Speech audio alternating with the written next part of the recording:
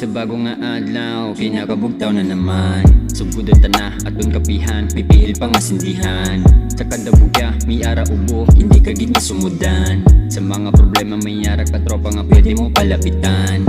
Damo gusto nga magtaway ang kabuhi, malabot gidada basta di lang magdali. Kung ano lang ang ara, dapat di ka na magpili. Basta ang tanan malabot mo na sa ulihi. Hindi magpa-apekto sa mga negatibo nga ginahaboy nila sa imo. Di lang magtinundo, hindi mo mamabilit mga tao nga hindi para sa imo. Malusi pagpalangga, wala na niga-hate kaya hindi naman tabata. Kung sino man na masugata, pagkamayo lang dyan po nang pwede ta nga ipakita. Kalmahilang kag hindi lang magdali. Kung ano imo ginhatag mo na mabalik. Kalmahilang kag hindi lang magdali. Kung ano imo ginhatag mo na mabalik.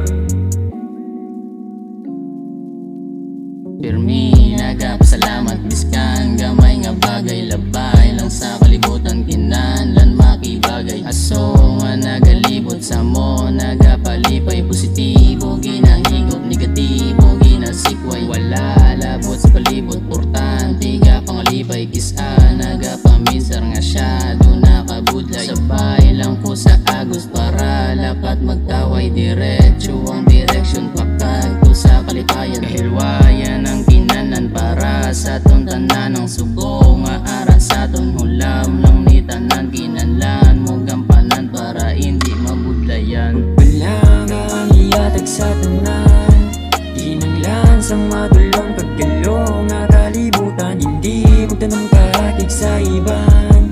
Ang kabuhi taulam lang gani ato nalungan. Hindi mo dapat pagusikan.